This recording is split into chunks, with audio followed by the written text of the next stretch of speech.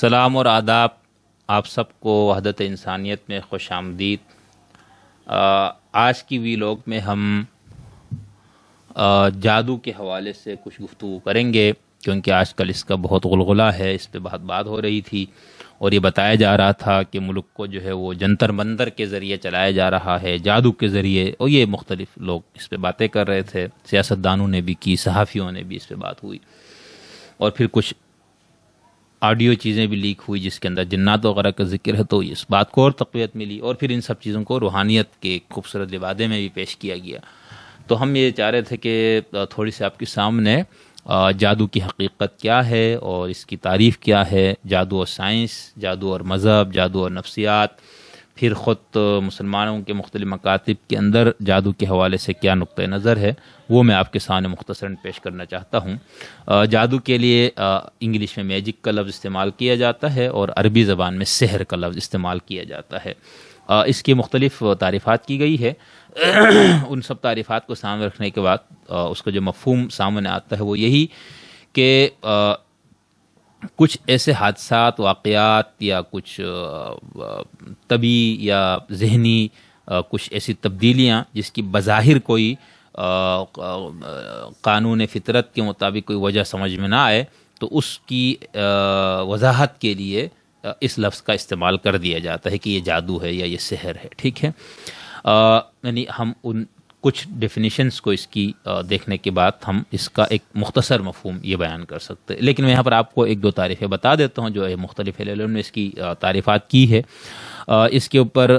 ایک جو اس کی تعریف ہم اس کی لغوی نہیں کریں، ٹھیک ہے، کیونکہ اس کے انگلش میں الگ لفظ ہے، اردو میں ہم الگ لفظ استعمال کرتے ہیں، باقی زبانوں میں الگ اپنے اپنے الفاظ ہے، تو اس لیے ہم ہر زبان میں جو لفظ موجود ہے اس کی لغوی تحلیل میں جانے کے بجائے جو اصطلاحی مفہوم وضع کیا گیا ہے اس پہ ہم بات کر لیتے ہیں۔ اس کی ایک تعریف یہ کی گئی ہے کہ رسومات کے ذریعے ما فوق الفطرت وسیلوں کو ملا کر قدرتی عوامل پر اختیار حاصل کرنا، یہ ان کی پیش بینی کرنا، ٹھیک ہے۔ اس کے علاوہ یہ لوگ اس کے علاوہ یہ یقین کہ لوگ کچھ رسومات، ترکیبوں اور عملوں کے ذریعے قدرت کو مجبور کر سکتے ہیں، اس کی ایک تعریف یہ کی گئی ہے۔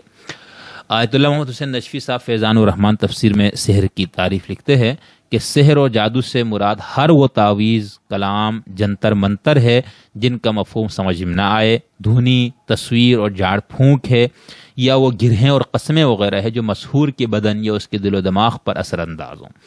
یعنی اس شخص کو حاضر کرنے، بے ہوش کرنے، سلانے اور جگانے، کسی کی محبت یا عداوت میں گرفتار کرنے پر ان کے اثرات مرتب ہوں۔ مخفی نہ رہے کہ ملائکہ، جنات، حمزات کی تسخیر اور احضار ارواح اور ان سے کام لینا بھی اسی میں داخل ہے، اسی طرح شیاطین سے استمداد کرنا بھی اسی میں شامل ہے، اور کہانت، قیافہ، شعوذہ بازی اور مسمرزم بھی اسی کے ذیلی شعبے ہیں۔ علامہ غلام رسول سعیدی صاحب نے اپنی تفسیر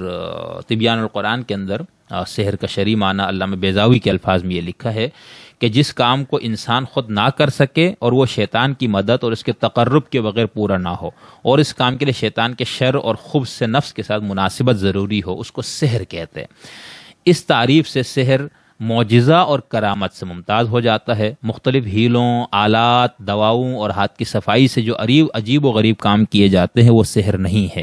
ٹھیک ہے۔ حالانکہ اس کا اطلاق اس پہ بھی لوگوں نے کیا، یعنی اس کی ہم اقسام، اس کی 8 سے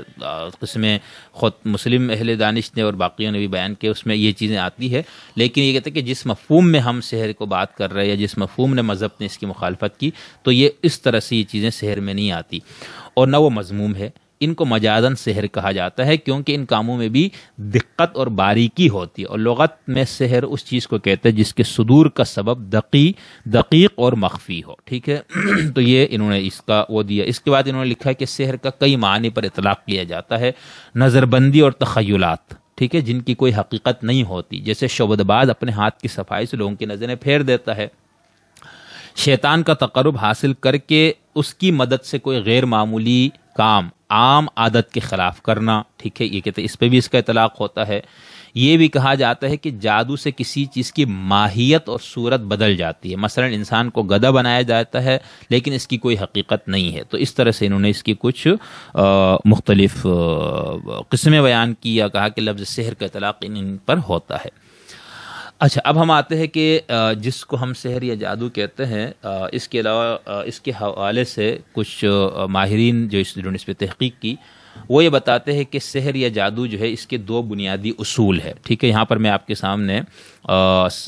جارج جیمز کی جو کتاب ہے جس کا اردو ترجمہ شاخ زری کے عنوان سے ہے، وہاں سے اس کو میں آپ کے سامنے بیان کر رہا ہوں. وہ کہتے ہیں کہ سحر کے دو اصول ہے، یہ بہت اہم ہے. ٹھیک ہے، اور جو کچھ ہمارے یہاں سامنے آتا ہے یا جس سے بات ہوتی ہے وہ آپ دیکھیں گے کہ یہ دو اصول اس میں آپ کو نظر آئیں گے.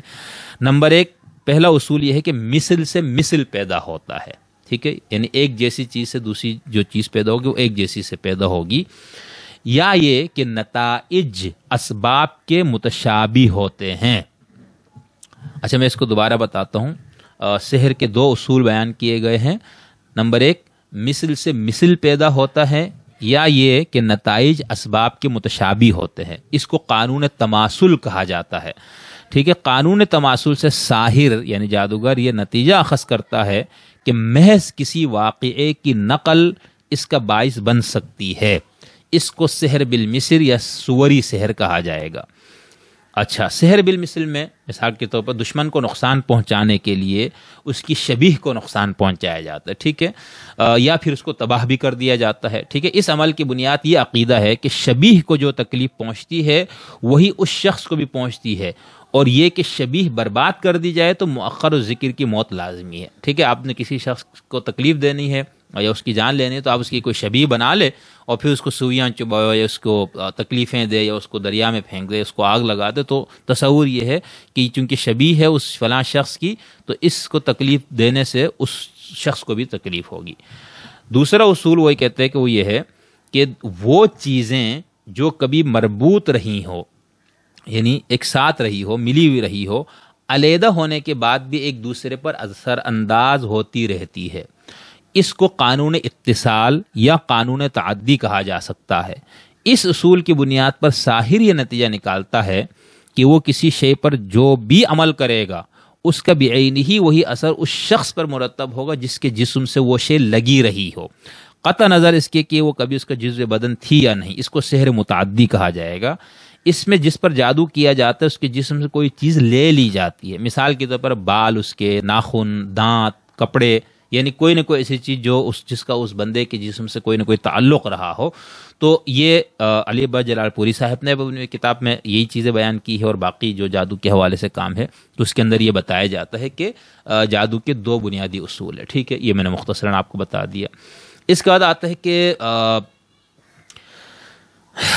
جادو اور مذہب کا آپس میں کوئی تعلق ہے یا نہیں. ٹھیک ہے، اس حوالے سے ہمارے جو سیکولر اہل دانش ہے جنہوں نے انسانی سویلائزیشن یا انسانی تہذیب، انسان کے ذہنی سفر کا جو مطالعہ پیش کرنے والے لوگ ہیں، وہ پھر اس کو انسانی تہذیب کو مختلف ادوار میں تقسیم کرتا ہے. ٹھیک ہے، مثال جو مالائی عہد، پھر مذہب کا عہد، پھر جادو کا عہد، پھر فلسفے کا، اور پھر سائنس کا. اس طرح سے کچھ لوگوں کا خیال یہ کہ جادو پہلے ہے، مذہب بعد میں ہے. کچھ کا کہنا ہے کہ پہلے مذہب تھا بعد میں جادو. ٹھیک ہے، اس پہ اہل دانش کا اختلاف ہے، اور یہ ظاہر سے کوئی الہامی بات بھی نہیں ہے اور کوئی مسلمہ ان کے پاس کوئی ناقابل تردید ثبوت بھی نہیں ہے. یہ کچھ شواہد کی بنیاد پر یہ نظریات وضع کر لیے جاتے ہیں. تو ان کا یہ کہنا ہے کہ بھائی اگر ہم یہ بات کریں کہ مذہب اور جادو میں، ویسے تو عام طور پر لگتا تو ایسا ہے، جادو کو جس طرح سے کچھ الفاظ کی ادائیگی سے نتیجہ اخذ کرنے کی کوشش کی جاتی ہے، کچھ منتر جنتر پڑھ کے بندہ کوئی نتیجہ، تو اس حوالے سے دیکھیں تو مذہب سے اس کی ایک مشابہت نظر آتی ہے کہ دعاؤں کا، دم درود کا، تعویذ کا، اور اس سے اللہ تعالیٰ سے یا اپنے خداؤں سے التجا کر کے انسان کوئی نتیجہ نکالنا چاہتا ہے، تو اس حساب سے ایک مشابہت نظر آتی ہے. تو اس وجہ سے یہ دیکھنا ہوگا کہ کیا جادو اور سحر کا آپس میں کوئی ریلیشن شپ ہے یا نہیں، اور صرف اس بنیاد پہ جو میں نے آپ کو بتایا کیا کوئی ان کا آپس میں تعلق ہے. تو اس کے لیے تو سب سے پہلے آپ کو یہ دیکھنا ہوگا کہ آپ کی نظر مذہب کی تعریف کیا ہے، یعنی آپ مذہب کس کو سمجھتے ہیں، مذہب کے اجزاء ترکیبی اور حدود اربعہ کیا ہے. ٹھیک ہے، مذہب کا منہاج کیا ہے. یہ چیزیں آپ کے سامنے واضح ہوں گی تو پھر آپ ان دونوں کے تعلق کو صحیح طور پر سمجھ سکیں گے۔ مذہب کی بہت زیادہ تعریفیں کی گئی، جس طرح فلسفے کی بہت سی تعریفیں ہیں، اسی طرح مختلف اور الفاظ ہیں جن کی تعریفیں بہت متعدد ہے، اور یہ کوئی اچنبے کی بات نہیں۔ تو مذہب کی مختلف اور متضاد تعریفیں کی گئی ہے۔ اگر ہم چند بڑے مذاہب کو دیکھیں تو ہمیں کچھ چیزیں مشترک نظر آئیں گی، یعنی ان تمام مذاہب میں، تو اس سے پھر ہم ایک مفہوم ہو سکتا ہے جو مفہوم میں نے اخذ کیا آپ کو اس سے اتفاق نہ ہو، لیکن اگر ہم اس مفہوم کو اخذ کر لیں تو پھر ہم دیکھیں گے کہ جادو اور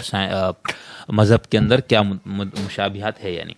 مثال کے طور پر جو مشترک چیزیں نظر آتی وہ ہے ما فوق البشر، ہستی یا ہستیوں پر ایمان، یعنی ایک ہستی پر ایمان تو توحیدی مذہب، ایک سے زائد پر ہے تو شرک کا مذہب ہو جائے گا۔ اس ہستی یا ہستیوں کے باشعور ہونے کا عقیدہ، ٹھیک ہے، فطرت اور حیات انسانی ان ہستیوں یا اس ہستی کے قبضے قدرت میں ہونے کا عقیدہ، یعنی یہ تصور کہ وہ جو ہستی ہے یا جو ہستیاں ہیں یہ تمام کائنات اور انسان یہ سب اسی ہستی ان ہستیوں کے قبضے قدرت میں ہے۔ کائنات میں جب چاہے وہ ہستی یا ہستیاں مداخلت کر سکتی ہے، ٹھیک ہے، اس ہستی یا ہستیوں کو راضی یا ناراض بھی کیا جا سکتا ہے۔ یہ ہم کچھ بڑے مذاہب کو خاص طور پر دیکھیں اور ان میں جو تصور ہے خدا یا خداؤں کا یا جو تصور ہے اس کو سامنے رکھے تو یہ چیز سامنے آتی ہے۔ تو اس حوالے سے یہ ہوگا کہ کائنات یا فطرت کے آئین میں رد و بدل ممکن ہے، ظاہر سی بات ہے، ٹھیک ہے، فطرت کی لچک اور تغیر پذیری سے متعلق مذہب کا یہ بنیادی پہلو ہے، ٹھیک ہے، جو پہلو ہے سحر اور سائنس دونوں کے اصول کی ضد ہے، ٹھیک ہے، یعنی سائنس کی روح سے بھی مذہب کا یہ جو بنیادی جو یہ تصور ہے خدا سے متعلق، سائنس اس کو نہیں مانتی۔ اسی طرح سحر یا جادو کو لیا ہے تو وہ بھی اس پہلو کو نہیں مانتا، ٹھیک ہے، جب جادو اس پہلو کو نہیں مانتا تو اس کا مطلب یہ ہے کہ مذہب اور جادو کے اندر کوئی اس طرح کا ریلیشن شپ نہیں جس طرح سے لوگ بتانے کی یا بیان کرنے کی کوشش کرتے ہیں۔ کیوں؟ کیونکہ ضد کس طرح سے ہے، یعنی اس مفہوم کی روح سے ایک ما فوق البشر، ہستی یا ہستیوں کے اوپر اعتقاد اور ان کے باشعور ہونے کا اعتقاد، کائنات میں ان کے مداخلت کا اعتقاد، آئین فطرت کے اندر جب چاہے ان کی طرف سے تبدیلیوں کا اعتقاد، تو یہ چیز سحر اور سائنس کے اصول کی ضد ہے، جن کی روح سے فطرت کے معمولات اٹل اور قطعی غیر متبدل ہیں، ٹھیک ہے، سائنس اور جادو دونوں اس بنیاد پہ ہے،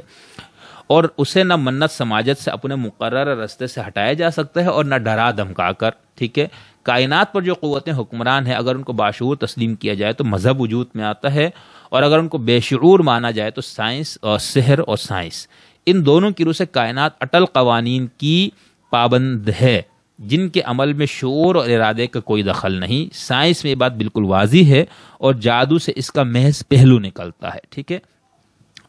اسی طرح جو میں نے آپ سے کہا کہ ایک مشابہت، ایک روحوں کا تصور ہے، ان کو کچھ الفاظ پڑھ کے ان سے نتائج نکالنے کا جو تصور ہے، تو اس حوالے سے شاہ خضری والے کا خیال یہ ہے کہ اس میں کوئی شک نہیں کہ سحر کا روحوں سے اکثر واسطہ رہتا ہے، اور یہ روحیں اسی قسم کے شخصی عوامل کی حیثیت رکھتی ہے جن پر مذہب کا ایمان ہے، مگر اصولاً، اب یہ فرق بتا رہے ہیں، مگر اصولاً روحوں کے ساتھ اس کا برتاؤ وہی ہوتا ہے جو بے جان اشیاء کے ساتھ، یعنی جادو میں جو روحوں کا تصور ہے بھی تو ان کا یہ خیال ہے کہ اس کے اندر جادوگر کا یا جادو کے اندر ان روحوں کے ساتھ جو تصور جڑا ہوا ہوتا ہے یا ان کے ساتھ جو رویہ کیا جاتا ہے وہ بے جان چیزوں والا ہوتا ہے، یعنی مذہب کی طرح ان کی رضا جوئی کی بجائے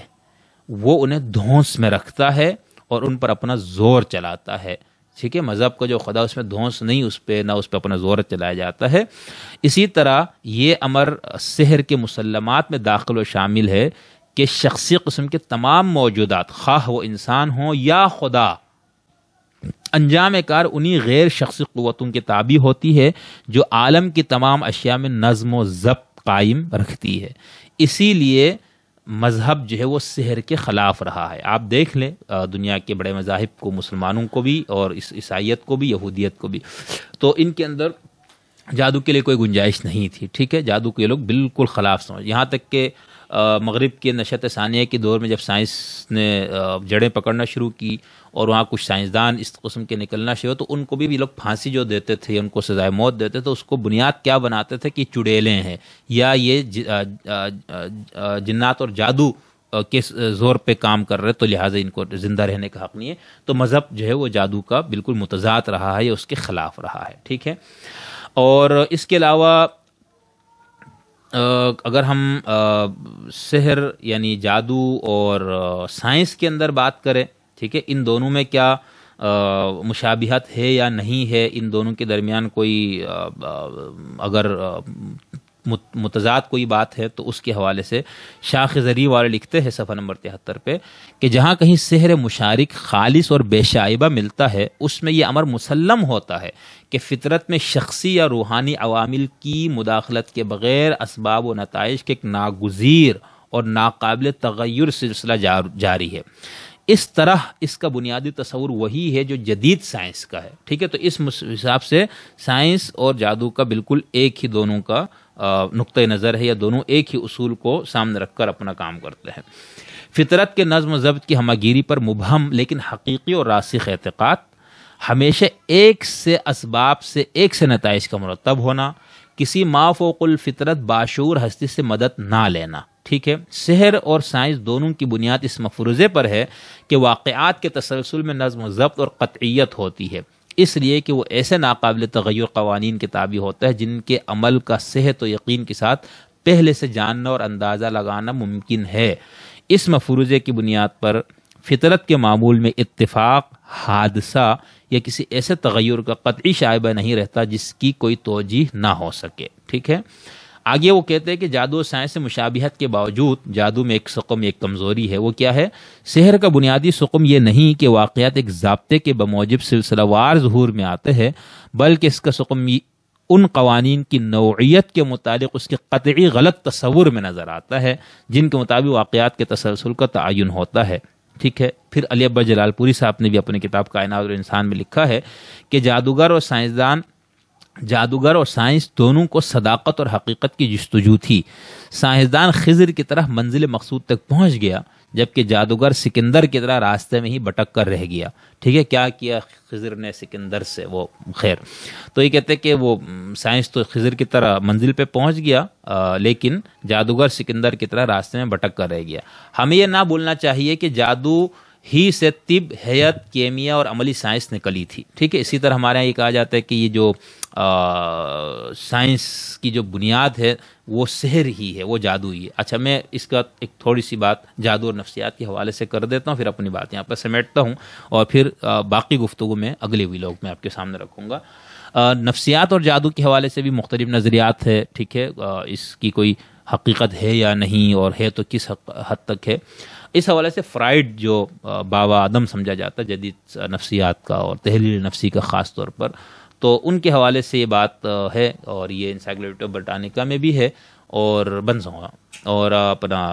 علی اکبر جلال پوری صاحب نے بھی یہ بات لکھی۔ وہ لکھتے ہیں کہ فرائڈ کے پیروں نے کہا کہ انسان کے بچپن کے دور شیر خوارگی میں، یعنی جب بچہ دودھ پی رہا ہوتا ہے، خیالات کی ہمگیر کارفرمائی بڑی اہمیت رکھتی ہے۔ مطلب کیا بتا رہا ہوں،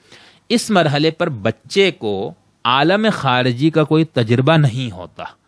اسے اس بات کا یقین ہوتا ہے کہ اس کی خواہشات اور خیالات خارجی عالم پر اثر انداز ہوتے رہتے ہیں۔ مثلا اس کی بھوک فوری طور پر دودھ مہیا کر دیتی، یعنی بچے کو بھوک لگی، اس نے آواز نکالی، اس کو فوراً دودھ مل گیا۔ بعض لوگ اب یہ کہتے ہیں کہ یہ بچپن کا جو خیالات کی جو ہمگیر کارفرمائی وہ یہ ہے، تو وہ کہتے ہیں اس کا کیا ہوتا ہے کہ بعض لوگ جسمانی طور پر بالغ ہونے کے باوجود ذہنی اور نفسیاتی پہلو سے نابالغ ہی رہتے ہیں، یہ سمجھتے ہیں کہ مجرد خواہش خود اپنی تکمیل کی صورت اختیار کر لیتی ہے، چنانچہ وہ عملی جدوجہد سے گریز کرتے ہیں۔ اسی طرح جادوگر بھی جو ذہناً نابالغ ہوتا ہے، خارج کے تقاضوں سے حقیقت پسندانہ مفاہمت نہیں کرتا، بلکہ بیٹھے بٹھائے اپنے خواہشات کے زور پر خارج کو اپنے حق میں موڑنے کی کوشش کرتا۔ تو ایک بات سمجھ میں آتی ہے ویسے یہ جو توجیہ ہے، اور جس انداز سے لوگ اپنے کاموں کو شارٹ کٹ راستے سے نکالنے کے لیے، یا جو عام فطری قانون کے مطابق جو کام ممکن نہ ہو تو اس کے لیے جس طرح جادو کا سہارا لیا جاتا ہے، یہ جادوگروں کا اپنا بھی جو دعویٰ ہوتا ہے، تو اس سے یہی سمجھ میں آتا ہے کہ یہ آپ جو ہے ذہنی اور نفسیاتی طور پر ابھی نابالغ ہے، ٹھیک ہے۔ لیکن چونکہ اس کے اوپر کوئی ابھی تک ہم کوئی مسلمہ، کوئی حتمی کوئی رائے یا کوئی ایک سائنسی ایک علمی ثبوت اس کے حوالے سے نہیں ہے کہ کیا یہ کوئی چیز ہے ہی نہیں یا اس کی کوئی حیثیت ہے، تو اس لیے ہم اس بحث میں ابھی اتنا زیادہ نہیں پڑھتے. یہاں پر میں نے صرف یہ کوشش کی کہ جادو کی جو مختلف تعریفات کی گئی اس سے اس کا کیا مفہوم سامنے آتا ہے، اور پھر اس کے ساتھ ساتھ یہ ہے کہ جادو کا مذہب کے ساتھ، جادو کا سائنس کے ساتھ اور جادو کا نفسیات کے ساتھ کیا تعلق بنتا ہے. اور پھر تھوڑے سے میں نے آپ کو بتایا کہ جو ہمارے ہاں انسانی سولائزیشن تہذیب کو جو مختلف ادوار میں تقسیم کیے گئے تو اس کے اندر جادو کو بہت اہمیت دی گئی ہے. ٹھیک ہے، کہ یعنی یہی وہ ایک انسان جب ابھی عہد طفولی میں تھا اور ابھی وہ ابتدائی مرحلے میں تھا، تو اس وقت اس نے فطرت کے اوپر کنٹرول حاصل کرنے کی جو کوشش کی ہے، اس کو مسخر کرنے کی جو کوشش کی، اس کی ابتدائی شکل یہ ہے، اور اسی کی ترقی یافتہ شکل جو ہے وہ سائنس ہے. اس کے بعد ہم آپ کے سامنے، چونکہ گفتگو لمبی ہو گئی اس لیے اگلی ویلاگ میں ہم آپ کے سامنے جادو سے متعلق مسلم مکاتب فکر کا جو نقطۂ نظر ہے، یعنی ایک تو اس کی حقیقت کے حوالے سے اور ایک اس کی فقہی پہ حوالے سے جو اس کی کیا ان کے ہاں اس کی شرعی حیثیت ہے، اس پہ تھوڑی سی بات کریں گے. امید ہے آپ کو ہمارا یہ سلسلہ پسند آیا ہوگا.